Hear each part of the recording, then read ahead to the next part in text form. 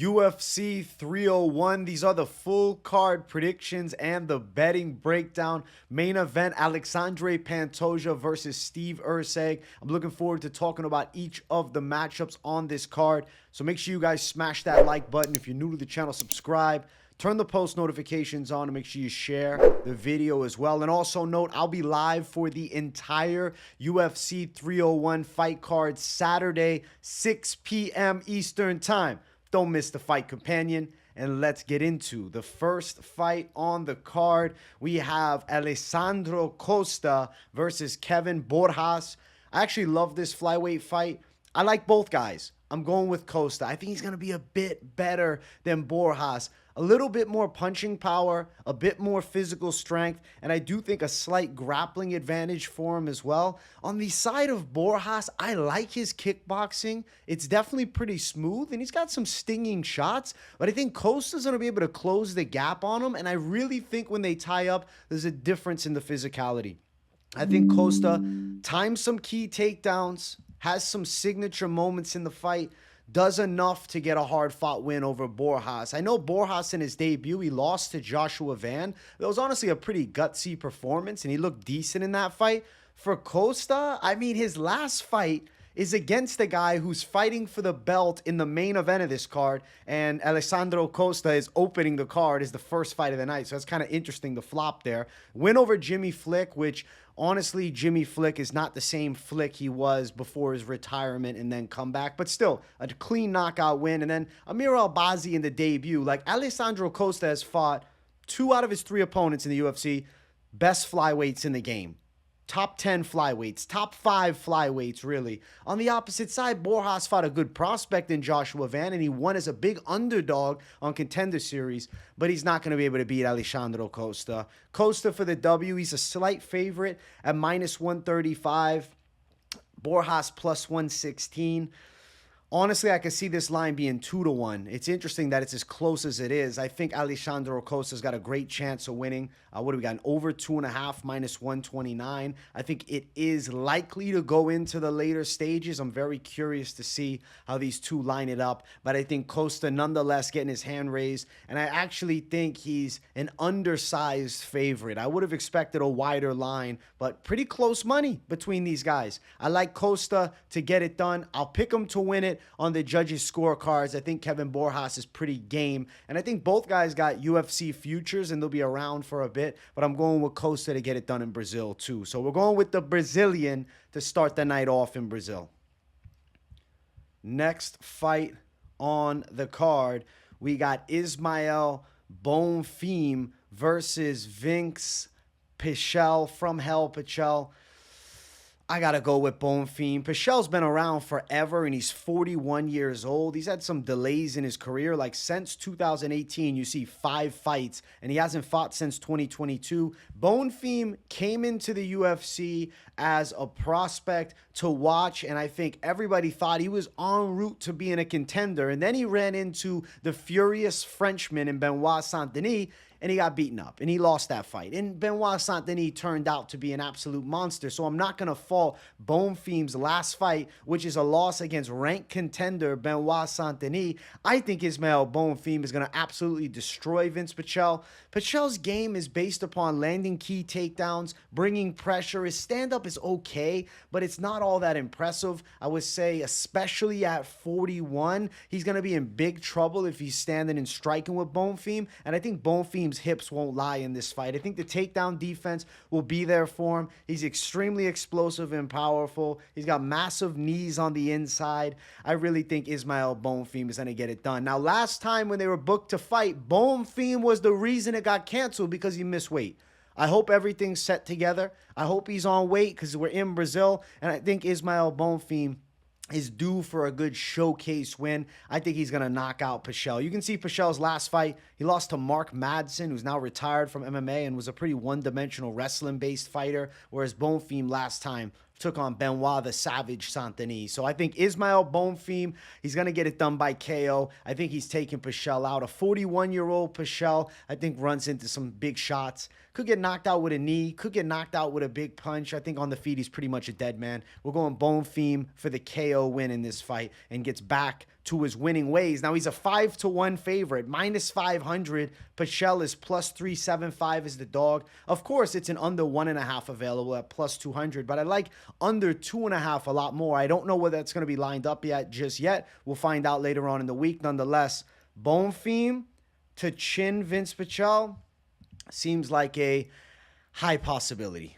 And I know the line reflects that. So if you're on the betting side of this one, you're not getting much betting on Bonfim money line. He becomes more of a parlay piece. I'm curious what the knockout prop's going to look at, though. Maybe that's something that's playable. I definitely think under rounds at 2.5 is pretty likely, too. I expect Bonfim to knock Vinc Pichel out. If Pichel makes it all 3 rounds with this young savage, I actually think, in a sense, that's a moral victory. I don't think that's happening. I think Bonfim knocks Pichel out and probably retires him here. The Brazilians are up 2-0 right now for the picks as well.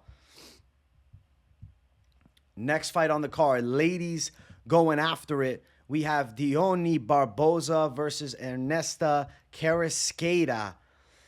You know, Kareckaite has a quality striking game, but I still think she's pretty underdeveloped. Dione Barbosa is going to take her to the ground. I think Barbosa is going to be pretty successful on takedown attempts, and I think when she gets Kareckaite to the floor, she's going to look way better. Ernesto Kareckaite comes from a kickboxing background. She's got good length, 5'9", 71-inch reach. If she could keep this fight in just pure kickboxing, she would do excellent work. But that's not going to happen. Dione Barbosa is going to get this fight to the ground. She's a black belt in jiu-jitsu. She's way more experienced as far as the grappling skill set goes. And when you dig into Barbosa, win over Corinne Silva, who looked incredible last week. I guess maybe not incredible, but pretty good last night, actually, if you're watching this video on Sunday. And, like, she fought Josiana Nunes, a loss to jiu-jitsu champion Jenna Bishop, but she still went distance. I think Barbosa is going to handle Kareckaite when they get to the floor. Kareckaite's striking is good, but, like, she still looks like an extremely raw talent. And she has a draw here against Letita Blott, who was not very great, and she was even taken down in that fight. Barbosa should get this to where she's most comfortable. I think she'll secure dominant positions on the ground, and I think she'll win by submission. Kareckaite may be a quality kickboxer, but she even showed it in her fight on Contender against Iasmin, who was only 3-0. She doesn't have a ton of sting in her shots. She was in a great fight, though. So respect to Kareckaite. She put it on the line with Giudice in one of the best women's fights on Contender Series ever. Maybe the best ever, but Dione Barbosa gets it to the floor, and I think she's going to do work from top. Minus 220 for Barbosa. Kareckaite is plus 185.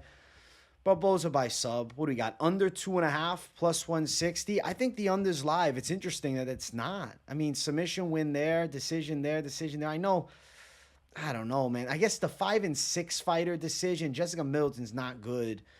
So it kind of derails the confidence on a finish. So I understand why the idea of it going distance is there, but Barbosa is going to have so much more weapons with her jiu-jitsu, whereas Kareckaite, like, she's not going to do well with Giudice on the ground. I mean, she survives and doesn't get taken down. She's okay there, but Giudice, I'm pretty sure, is like a blue belt in jiu-jitsu. She might have got promoted to purple belt, but last time I checked, she was a blue belt competitor in jiu-jitsu. Barbosa is a different level when it comes to threat on the ground, so I'm going to pick Barbosa to get it done. I'm going with the witch over the heavy-handed Kareckaite. Even though Kareckaite nickname's heavy-handed, I don't know how much sting she's got. She's got okay sting, but she's not a super puncher. Interesting nickname there. I like the witch nickname a lot better. Never seen that before, ever. Dione Barbosa by submission. She'll use some spells on Kareckaite, and she'll sub her.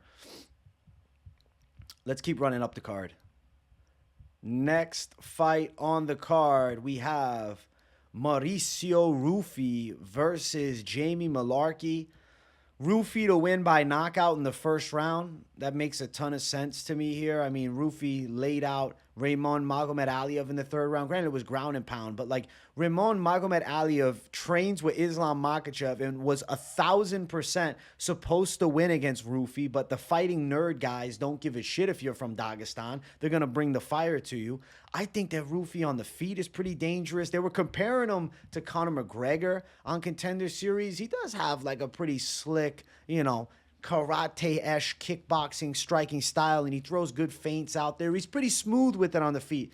Whereas Mullarkey, you got a pretty simplistic, decent kickboxing style, solid pressure, lax head movement, has been knocked out a good amount. I mean, you look at Jamie Mullarkey, knockout loss to Nasrat Haqparast, knockout loss to Muhammad Naimov, who's a damn featherweight. Marcio Ruffy is coming down from 170, so let's see how he looks on the scale. It's interesting that this is a lightweight fight. When I initially saw that this was booked and I didn't look at the weights, I was like, oh, is Jamie Mullarkey going to move up? Because that's a good decision. I think his chin would be better at 170. No, they're doing it at 55. Note that Ruffy has fought at 55 before. It's not his first time. I'm going with Ruffy to win. I think he chins Jamie Mullarkey. It should be a first-round knockout, but it's live throughout the whole thing. Hopefully he doesn't nearly die during the weight cut and then come in looking like shit, because that's my big concern here. Even though Ruffy has made 55 before and he's fought at lightweight outside of the UFC, he is 30 now, right? He's not in his 20s anymore. Is this weight cut going to be a little bit too much? And he looks so good at 70. It's almost like, why drop in weight? And it's not like he's undersized for 70 by much. I mean, he's 5'11" with a good reach at 75 inches. I'm going with Ruffy to win, though. Even at 55, I think he can dust Jamie Mullarkey. Probably first round. Ruffy's a minus 170 favorite. That's a good line. Mullarkey plus 145.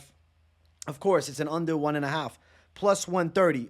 Listen, those under-overs, especially when it's 1.5, good luck. You're in high-risk territory. But I do think that Ruffy knocks Mullarkey out, man. I think he puts him down bad. I think it's probably in the first round.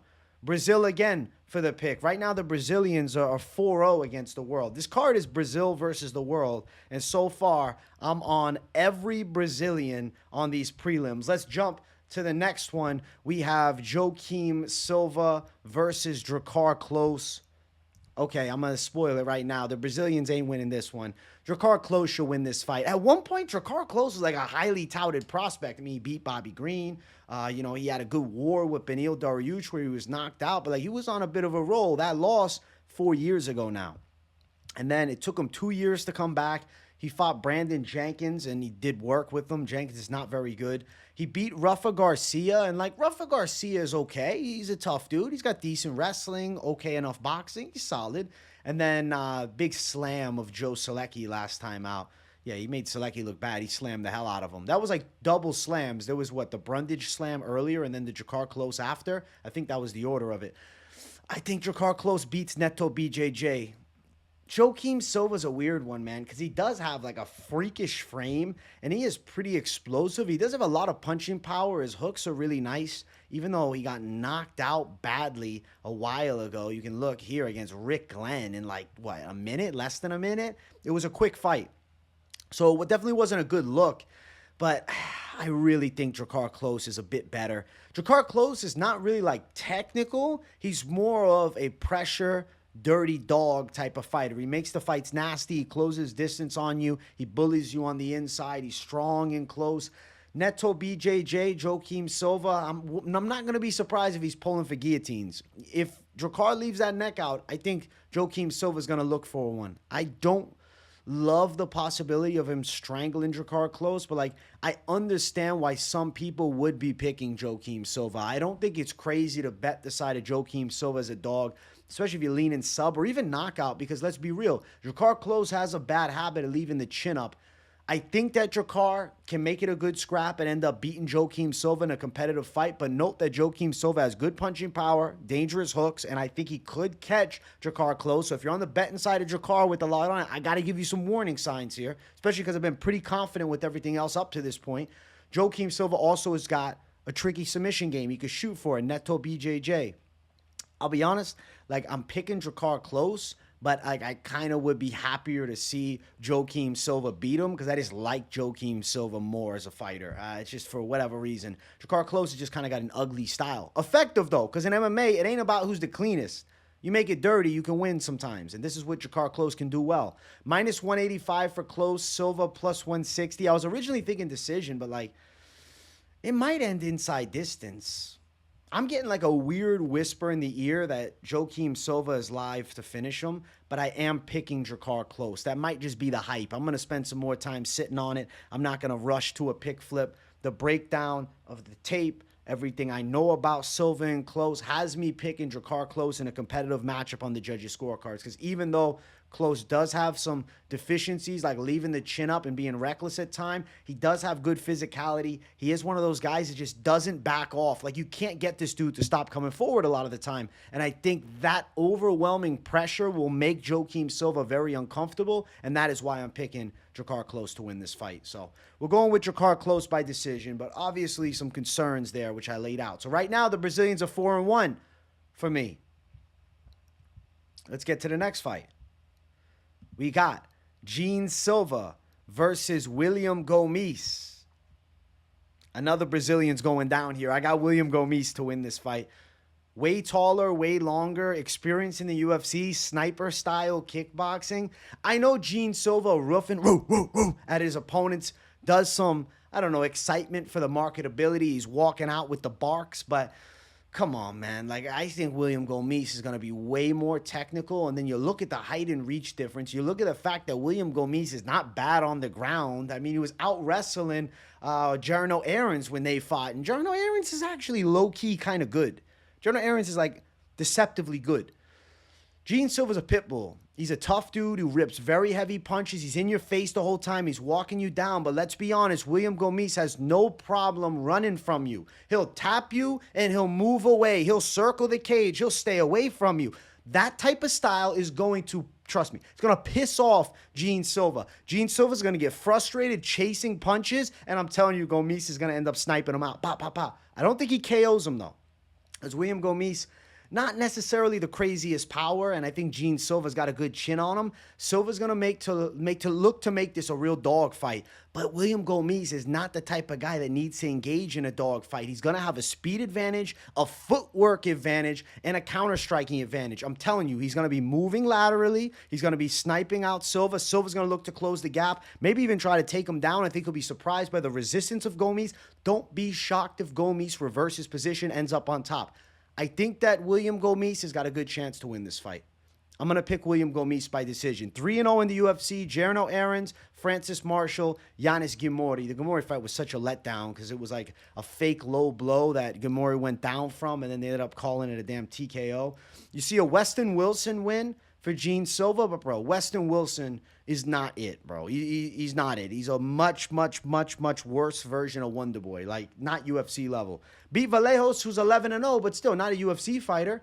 You see some wins here, 9-9, 4-0. He's got a triangle choke. What's triangle? We got a guillotine choke against Thiago Souza. I don't know how I saw a triangle with that.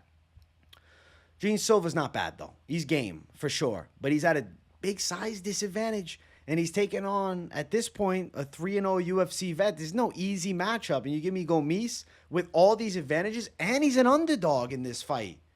William Gomis is plus 116. I think he's a great underdog. Gene Silva, minus 136. Silva's not proven enough for me. I think Gene Silva's going to be chasing a bit. And I think William Gomis is going to frustrate him and get the win. We're going William Gomis by unanimous decision in this fight. And I think he's a very good underdog this week at UFC 301. So, Brazilians taking a loss, man. I'm picking against some of these Brazilians. They're currently 4-2 now as far as the picks go. Let's keep running. Next fight on the card, we got Elves Brener versus Mitabek Orolbai.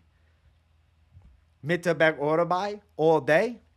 I think that Mitabek Orolbai, even though there's not an OV at the end of the last name, maybe the AI is something to consider for the future because this dude is very skilled. I went back and rewatched the fight that he lost as a professional, and I honestly thought he deserved the win, and that dude's still undefeated to this day and expect to see him in the UFC at some point.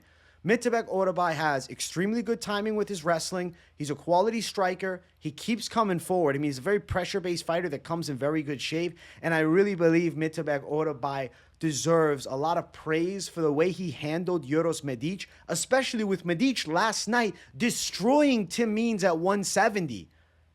Mitabek Orolbai is a savage, guys. He takes a good shot. I know there's this video circulating of him out wrestling Bilal Muhammad. I'm not going to read too far into that, but like I wouldn't be shocked if it happens. Mitabek Orolbai is good, man. Elves Brener is good too. Both are good prospects, but this is a bad matchup for Elves Brener. Like, let's not forget the Zubaira to Hugov fight was a bad decision. I thought he lost. And then Garam Kutateladze, yes, he put it on Garam, but he was losing moments of that fight. And Garam don't got the heart of Mitabek Orolbai. And then Kainan Khrushchevsky, that was a sick knockout. I still think Elves Brener is decent, but I just think Mitabek Orolbai is on the track to becoming a top 15, top 10 guy and potentially a world title challenger. I really think he's very good. 12-1-1. Wins his debut very impressively. I don't think Orolbai is not dangerous in the stand-up. Like, if Elves Brener is striking with him, Orolbai could chin him with a big shot. He's got knockout wins. He got a big knockout there on an LFA. Granted, Hayward Charles bad, 18-14. Still, big win, knockout. But Orolbai is very good at landing these takedowns, garnering control. I think he can beat up Elves Brener from top. En route to a dominant decision, I'm kind of feeling like I'm torn with method of victory right here, okay? Orolbai right now has only 1 win by decision, opposite 6 knockouts and 5 submissions. But then you got Elves Brener, who's a great prospect on the opposite side, who's never lost by finish either. So, like, if there's somebody that early in the UFC run could survive this Orolbai onslaught, I feel like it is a guy like Elves Brener.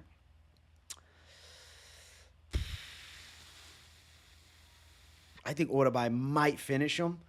I don't know. I'm getting an inkling towards finish. Let's look at money line, though. Minus 258, Mitabek Orolbai, and then plus 218 for Elves Brener. Let's see. Over is minus 115. Okay, so it's not just me that's torn here. Right now, I'm going to go decision, but like I'm telling you, stay tuned throughout the week. I'm going to sit on this one more because I have an inkling that Orolbai could really soften up Brener on the ground with some ground and pound strikes. It's just, can he actually lock up the sub against the shoot the box Diego Lima fighter? It's hard to say. So I'm going to lean no for now. We're going Mitabek Orolbai for the win. I think he's getting it done, and I honestly think you guys are going to say, damn, this dude's good. And Elves Brener's a solid prospect too, but like Mitabek Orolbai's built different. He might get the finish. He might get the finish. I hope he gets the finish, but like I don't think he loses points as far as the prospect potential if he doesn't finish Elves Brener. Because Brenner's a difficult out for sure, and he's one of the best prospects coming out of that shoot-the-box Diego Lima gym right now. Mitabek Orolbai for the W. Battle of 26-year-old savages. Orolbai is going to get the dub, and I think he's en route to being very good in the UFC, man. I'm very excited for what's next. I'm hype as hell for what's coming, but craziness coming in the future. Orolbai to win. Right now, the Brazilians are 4-3 against my picks. Let's jump to the next one. We got Carolina Kowalkiewicz versus Iasmin Lucindo. Yeah, I'm picking Lucindo to beat Kowalkiewicz. I don't think that Kowalkiewicz can keep up with the speed of Lucindo, and it's also the fact that Lucindo is really good on the ground. It's not like she's a one-trick pony. Her hands are lightning quick, though, and she's got some pop in her hands. Now, Kowalkiewicz, not a chinny fighter at all. She was knocked out by Andrade years ago. She got submitted by Jessica Penne in her return to fighting, and I thought it was over for her. I'm like, okay, see you later, Kowalkiewicz. Somehow, Carolina Kowalkiewicz has rattled off 4 in a row. Felice Herrig win. Silvana Gomez-Juarez win. Vanessa Demopoulos win. Diana Belbita win. Well, let me tell you something. Lucindo would spin every one of those fighters on her finger and throw them in a trash can. Lucindo's a different beast. At 22, I think she's one of the brightest prospects in the sport right now. Obviously, a loss to Yasmin Hadigi, but that was in her debut, and there's nothing to be ashamed about there. Dominance over Brogdon Walker. Submitted Polyana Viana. I'm still favoring Lucindo to win on the judges' scorecards, but, I think she could tap Kowalkiewicz. She could rock her and then tap her. She's going to have to land some big shots on the feet.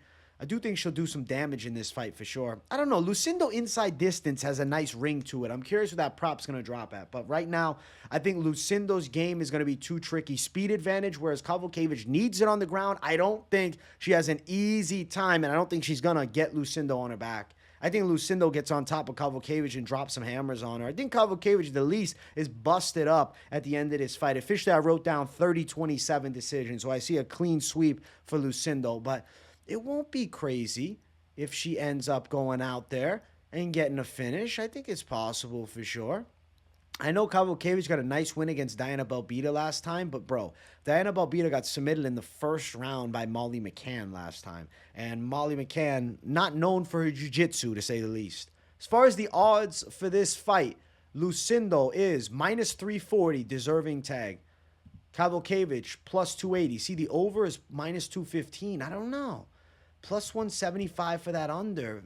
It's possible that Lucindo finishes her, but this fight here with Brogdon Walker, I'm like, damn, she went long with her. Granted, Walker offers like no offense, and then she finished Viana. Lucindo 30-27. I think I might be pulling at straws trying to chase a finish. But look at the age difference. 22 to 38. Karolina Kowalkiewicz could be Lucindo's mom, bro. That's insane. The age difference is off the charts between these two. Lucindo for the W, and I'm very excited about more from her inside of the UFC. Love her as a prospect. Let's keep running. Next fight on the card. The Brazilians as well. What, 5-3 right now? Let's get to the featured prelim. Joe Anderson, Brito versus Jack Tank Shore. You guys don't know what's coming. I think Jack Shore is going to beat Brito. I know a lot of you are going to jump right in the comments, and I know you're writing it right now. You're nuts, bro. What are you talking about? No way. Let's remember something about Joe Anderson Brito. He still lost to Bill Algeo and got jabbed up. His win against Jonathan Pierce, I mean, though it was impressive, he locked him in the sub. He had some difficulty there. And, I mean, Pierce did lose just now to David Onama. At one point, Jack Shore was one of the brightest prospects in MMA. He was cutting a lot of weight to get to 135 pounds. Now he's up at 145, and he looks better. And I know the fight back against Makwan Amir Khani, the first round was but let's give him a break, okay? Jack Shore at one point was 16-0. He's been in the game a very long time. He's developing as a prospect still. He just had an amazing record. I think Jack Shore can work a nice jab on Joe Anderson Brito. I think Brito is going to have a lot of difficulty getting this fight to the ground. I think Jack Shore is actually tough to deal with on the ground. And at moments, he can get up. He can get on top even. Brito's a powerful Muay Thai striker with heavy hands who throws bombs, okay? But a little bit reckless with the hooks. Overshoot shots at times. I know he's very strong, and I know Jack Shore doesn't seem like he has a chance of winning this thing, but I'm telling you, I think Jack Shore is going to win a competitive decision in Brazil. I think the jab is going to be effective. I think there's going to be nice body kicks. I think you guys will be surprised at the resistance of the grappling pressure that Jack Shore has in this fight, and I know he's skinny fat, but I expect maybe he put on a little bit of muscle since he's been at this featherweight division now for over a year, waiting out. I'm going Jack Shore for the upset over Joe Anderson Brito. I know a lot of you right now are shocked at this prediction, and I'm happy to hear it. I'm happy you guys are shocked. 26%, what? 1 in 4 people are sick enough to pick Jack Shore. Well, you know what? I think Jack Shore is going to win by decision in this fight. I think he's beaten Brito, and I think that, not that Joe Anderson Brito's overrated, but let's look at something. He knocked out Philly with a big punch. Impressive, okay? Beat Lucas Alexander, who's not good. Beat Weston Wilson, who's not good. Beat Jonathan Pierce by a ninja choke. It was a savage move, don't get me wrong. But Jonathan Pierce is the type of guy that's going to be shooting those takedowns with the neck out. Jack Shore's got a completely different style, and he works a nice jab. And Bill Algeo still has a win over Brito. Let's not forget about it. It gets deleted from everybody's minds because of the 4-fight win streak and the win over Philly. I think Jack Shore wins this fight. Now, as far as the odds, Jack Shore, plus 145 underdog. Listen, a lot of people are thinking that Brito is the absolute lock of the century. I'll tell you this. I think the odds would have been wider. Brito opened up at what? Minus 120, the favorite? I'm not crazy for picking Jack Shore. Shore is plus 145. I think Shore is beating him. Over 1.5, minus 180, probably. Over 2.5, minus 115, riskier, but probably. I'm going to say this, guys. A big factor in this fight is the fact that Brito's very susceptible to jabs, and Jack Shore snaps a very nice jab. I'm so excited to see this fight, and I can't wait. I think Jack Shore is going to Brazil, and I think he's pulling off a massive upset. So we're going with Jack Shore to beat the Brazilian Savage and Joe Anderson Brito. Hype for this fight. So what are the Brazilians now? What are we, 5-4 with the Brazilian picks on the prelims? Yeah. 5 Brazilians are picked, 4 Brazilians are picked against. I don't think they're sweeping the card. Let's get to the next one, which is our main card opener. If you guys haven't yet, make sure you smash that like button. And if you're new to the channel, subscribe. I'm telling you, you won't be disappointed with the content. We got Paul Craig versus Caio Borralho. This one is Caio Borralho's time.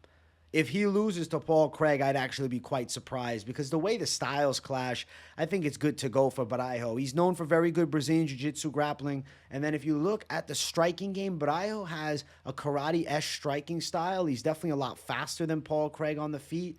I'm curious to see when they engage in the grappling, how it ends up going, but I think Baraiho is a lot quicker in transition with the grappling and is just overall the significantly more athletic fighter. Now, Paul Craig's striking is okay, but it's definitely not great. Baraiho's a better striker. Athleticism favors Baraiho.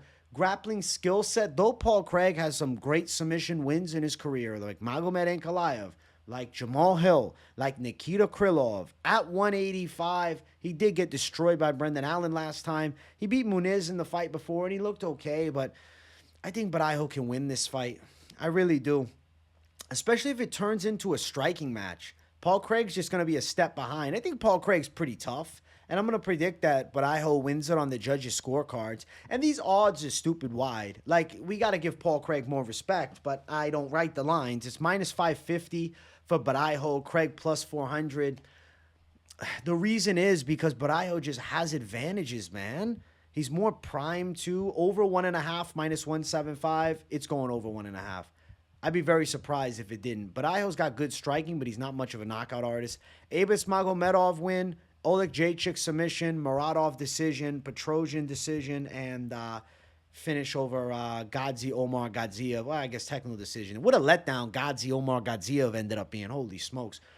I think Kyle Baraiho by unanimous decision makes a lot of sense, especially if the grappling cancels out. Baraiho's just going to be so much faster on the feet. So Kyle Baraiho to win. I would be very impressed with the finish, but Baraiho, as of right now, isn't a great finisher inside of the UFC, and I'm not going to go out on a whim and pick him to get it done by sub or by knockout. I think Baraiho wins time here, wins rounds, has more significant moments, and I think he's beaten Paul Craig by unanimous decision to start off the main card. Brazil's getting it right here. 6-4 for the Brazilians now. Let's keep running. Next fight on the card, Michel Pereira versus Ihor Potieria. Michel Pereira is going to kick Ihor Poteria's ass, guys. This is going to be a beating and a half, okay? Michel Pereira looks better than I've ever seen him look at 185 pounds. He's huge for the weight class as far as his muscle mass, but he still moves like a 170-pounder, and he has the power like a damn light heavyweight. Ihor Potieria is a sitting duck, bro. He's getting KO'd. Pereira is going to be so much better on the feet than him. The speed advantage is going to be crazy. Potieria has got no real shot at landing takedowns and garnering control time. I think Pereira is also going to be better at jiu-jitsu than him. Excuse me, Pereira is going to be better at jiu-jitsu than Potieria. Don't misread what I just said. Holy smokes. I think Pereira by first round knockout is pretty likely. His body kicks are crazy. His explosiveness is off the charts. Right now, I think that Pereira is developing into a future contender. He's got legit knockout power, and I really think at 185 pounds, as light as he is on his feet, he's going to be in the top 15. If he can stop some takedowns, he could be in the top 10. Michel Pereira for the W. Potieria is getting chin. Potieria is a southpaw. He's got decent stand-up. I mean, I think he's solid at 85, and it's a good career move to move down in weight, and he's not getting released from the UFC with a loss here to Michel Pereira, especially, you know, he was initially supposed to be fighting Shara Bullet, and then Pereira was supposed to be fighting Muradov, so short notice bout, and respect to Potieria jumping in, taking on an experienced veteran like Pereira. He's getting knocked out in Brazil. In enemy territory, too. And, bro, the Brazilians hate Potieria because he knocked out Shogun and he celebrated like an asshole. I'm expecting some ooh, vamos, hey, as he walks out. I can't wait. I can't wait for the boos. Pereira, vicious knockout. First round. Minus 365 is too sweet of a tag. I'm not even joking with you, dude. Minus 365? Nah, this should be minus 600. Plus 290, Potieria, no shot. Under 1.5, minus 135, I think is pretty likely. We've seen Potieria knocked out in all of his UFC losses. Granted, it was ground and pound with Bellato, but still. I think Pereira is going to be so much better on the feet, so much slicker, so much more on point. And I think Ihor Potieria is getting chinned. We're going Pereira to get the win by violent knockout and move his way up into the hyper elite of the middleweight division. I want to see him fight somebody ranked after this one. So right now, I mean, the Brazilian records are not bad. 7-4 for the Brazilians. Let's move on to the next one. Anthony Smith versus Vitor Petrino. I'm picking Vitor Petrino. Guys, I think Anthony Smith is washed. He's past his prime. I really think it was evident against Khalil Roundtree, even though like he didn't look horrible throughout the whole thing, but he looked less than.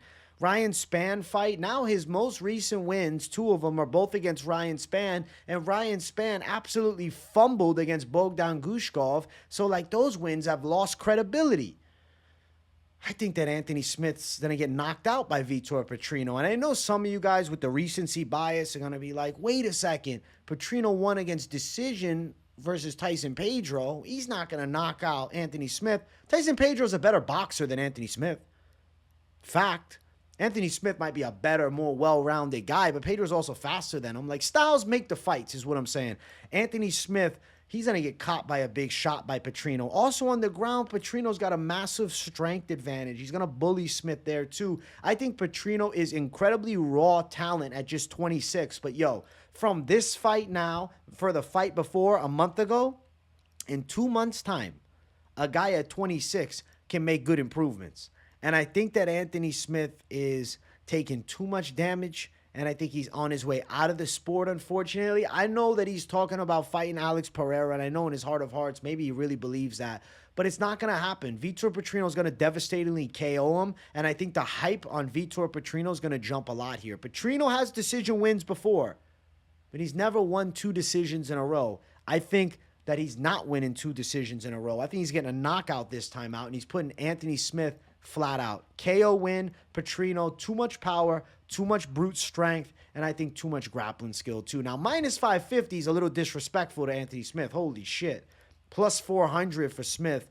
What's the over at? Over 1.5, minus 165. I don't like the 1.5. I wish over 2.5 was minus 165. I'd say go under at plus 135, but here, no. Petrino's way too wide of a favorite, though, man. The line sucks on him, and I still recognize he has flaws. I'm not telling you guys this dude's unbeatable. I'm not telling you he's ready for the title right now. But at 26, can you imagine this guy at 28? He's going to be a serious problem. He's a great Brazilian prospect. He's jacked. He's got mad power. He's got crazy physical strength. He's a rare specimen in the sport, and I'm honestly super excited to continue to watch his progression. He should beat Anthony Smith in this fight, and I do think he's going to knock Anthony Smith out. Obviously, Khalil Roundtree knocked him out last time, and now everybody believes Khalil Roundtree is just going to dust Jamal Hill, but that's a topic for another day because everybody's overhyping Khalil and is absolutely dissing Jamal, but we'll talk about that later. Vitor Petrino to get the win here. I think he's beating Anthony Smith, and I am going to call knockout. Brazilians getting it done. The Brazilians got some momentum coming into it now. For the main card, we got 3-0 Brazilians starting it off, right? They're 8-4 now as far as with me. Let's keep running. Next fight. Co-main event of the evening. Jonathan Martinez versus Jose Aldo. The comeback of Jose Aldo, I have so many questions around it, though. I'm going to pick Jonathan Martinez. I won't lie to you and say I didn't want to pick Jose Aldo, and I didn't even, not that I didn't consider it, okay? I just didn't want to lie to you guys. I think Jonathan Martinez right now is on too much of a roll, and he's just too primed. I think he beats Aldo 29-28 on points. Aldo, in his prime, some of the best leg kicks ever, but he's kind of stopped doing the leg kicks. He's got a great bouncy style. He's got good boxing. We know what we get with Aldo. I really got to tell you about Jose Aldo. If you haven't watched him before, go watch it. I don't know where you've been living, under a rock or something. But let's not forget, in his boxing debut, he drawed with Jeremy Stevens, who's not that good at boxing, to be honest. And then, if you look, last time out, he fought a bum in boxing. So he's been boxing as a pro, and yeah, he's getting wins, but these are bums that he's fighting in boxing. I mean, besides Jeremy Stevens, but still, you get what I mean. Now he's coming back to fight at the highest level of MMA against a Jonathan Martinez, who's a surging prospect and has a really tricky striking style, a very well-rounded game, and I think is a very legit threat to beat Jose Aldo. Now, maybe Jose Aldo 3 years ago, we're having a different conversation, but this version of Jose Aldo, he hasn't fought in a year and 8 months. It was against Merab, and he lost that fight pretty clearly. Before that, he had some difficulty against Rob Font, even though he won. Before that, Pedro Munoz win over the 3 rounds. Like, we're digging years back. I know, although it's like, oh, he's only been out a year and 8 months. But Jonathan Martinez has been on a roll, man. 3-0 since that time. Cub Swanson finish. Said Nurmagomedov win, which aged really well because Nurmagomedov's good. Yanez win with the leg kicks. I think Jonathan Martinez can win a close decision. But if Jose Aldo does come back in similar form to how he left, I'm not surprised with an Aldo win on the other side. Look at something.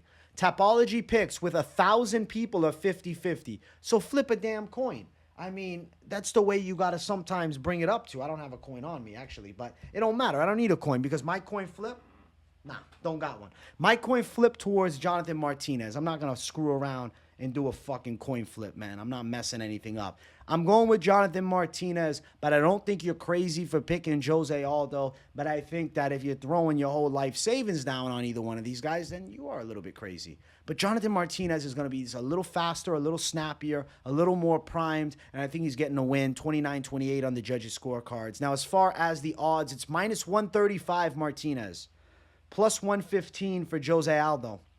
Aldo's a dog here in this fight. I think we are going long, though. Over 2.5, minus 300. Most confident pick. Over 2.5. I really think there's a great chance we're going distance.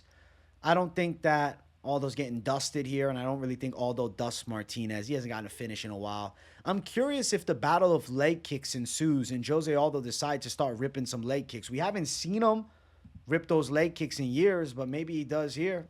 Also, note something about Martinez, which I really like, is the fact that he's a southpaw. It's going to be interesting to see how Aldo clashes with that. I love the fight, man. I think it's going to be really interesting to watch. I'm going to be so hyped seeing Jose Aldo return when I thought I'd never see it again. I expect him to have big moments and for it to be a close fight, but I do think Jonathan Martinez is going to get it done on the scorecards, man. I think he's surging towards the top, whereas Aldo's 37, almost 38. His time in the UFC is limited. I don't think he's going to be re-signing a UFC contract because this is his last fight on the contract. I think he's fighting his last fight, and then he's free to do whatever he wants. I mean, I know he's been boxing, but maybe there's opportunities that he wasn't able to get. He also teased doing a boxing fight this summer. So he's looking past Martinez, whereas Martinez's sole goal is to beat Jose Aldo. That's all he's seeing. And also, Jonathan Martinez, one concern I'm going to say is, does he get starstruck by Aldo or not? I don't know why, but I don't think Jonathan Martinez rubs me as the type of guy that's getting starstruck by Jose Aldo. I think he's looking at a chance to absolutely snipe past Jose Aldo. Jonathan Martinez wants this bad, and I think he's going to get it done. I'm going Jonathan Martinez to beat Jose Aldo and put a legendary name on his resume. Let's go. Good co-main event. Let's jump to the next one. It is our main event of the evening. If you guys haven't yet, make sure you smash the like button. And if you're new to the channel, subscribe. We got Alexandre Pantoja versus Steve Erceg. I am picking Steve Erceg to club and sub Alexandre Pantoja. I think he's going to do it. Pantoja's game, respect, okay? Fought some of the best. But he's a little reckless in the striking, and he sometimes is flurrying these weird hooks to close distance with zero head movement. And I think a Steve Erceg, who's pretty calculated and technical from the outside, can find big shots and snipe Pantoja. Pantoja was rocked by a check left hook against Matt Schnell some time ago. I know, I'm not using MMA math. Steve Erceg just flatlined Matt Schnell with that hook. And I think that, the truth be told, Steve Erceg's got some stinging power on the feet that he could keep Pantoja off of him and make him respect him a little bit more. And then Pantoja might be forced to grapple with Erceg, and I think he's very surprised by Erceg's grappling resistance because Steve Erceg, though he's coming off a big knockout win last time, notable submission artist in MMA. Pantoja's grappling game is very solid. I'm not taking anything away from him there. He's a looping striker on the feet, and he uses that a lot of the time to close that gap, land the takedowns, and control. But no way he's the most technical on the feet. We all know that he isn't. He relies on his chin a lot. He is 34 now. Not past that 35 curse, and I'm not saying that that curse is 100% accurate, but he's teetering towards it. Steve Erceg is a prime 28-year-old Australian savage. The country just suffered from devastation having their champion, Alexander Volkanovski, get viciously knocked out by Ilia Topuria. I think Erceg is going to bring the strap back to Australia, man. I love the striking of Erceg. I've been high on him since the debut. He is a win for the average man. Steve Erceg is the most normal-looking dude ever. If he was teaching world history to high schoolers, I wouldn't bat an eye. But no, he's kicking ass in the cage. I love Steve Erceg. I think he's clubbing, subbing Pantoja. I think he probably catches him with a hook. I think he might drop some body shots on him, come up high, land that big lead hook. And I think that Pantoja might be pretty rocked, but Erceg is not going to go for ferocious ground and pound. Instead, I think he garners positional control and he could potentially choke out Pantoja, which I know is a crazy take because submitting Pantoja seems impossible. But listen, these guys are unbeatable or unfinishable until they get finished. Pantoja's never been finished as a pro. I think Erceg could be the first guy to do it. I believe that wholeheartedly. I think he can rock him on the feet, and I think he can sub him on the ground. I think the takedown defense for Erceg is there. Let's not act like Alexandre Pantoja hasn't shown vulnerabilities in recent fights. Even with Royval on the feet, he showed vulnerabilities last time in the rematch. Against Moreno, he showed vulnerabilities. It was a split decision. Lost to Askar Askarov some time ago. People forget about that fight. But let me say something else, too. The title reign of Pantoja, it's 2 wins, right? Winning the belt against Moreno, a guy who he'd already beaten twice before, and then defending it against Brandon Royval, a guy he handled before. But then in the rematch, Royval actually gave him a lot of trouble. He ended up going distance. I'm telling you, it's Steve Erceg's time. And new champion of the world. Upset win. I'm going to go club and sub for Steve Erceg. But if he knocks him out, bravo. If he decisions him, bravo. Nonetheless, Erceg straight down the money line. Minus 225 for Pantoja, but not Erceg. No. He's a big underdog. Plus 190 for Erceg, but he's in the plus 200 range. I'm going with the massive upset here. I think that Steve Erceg is the new champion. Under 3.5 plus 100, you're flipping a coin on that one because I could see Erceg stopping it later. Especially if Pantoja fatigues a little later, he slows down. The striking's got less accuracy. He's more susceptible to big shots, and then Erceg nails him with a big one. In Brazil, I'm saying Steve Erceg storms the country, grabs the head of Pantoja, and raises it to a rioting Brazilian crowd and new champion. I'm telling you, this is what's going down. Steve Erceg for the win. Brazil's losing a champ here. I'm going with new Steve Erceg. I believed in him since the start. He beat Dvorak. He beat Costa. And he finished Matt Schnell. And I'm telling you, he's just getting better. He's 28, nearly 29. He's right now turning into the best version of his fighting self. Whereas Pantoja on the opposite side, he's holding on to every skill that he has. And I think he's maybe going to slow down a tad.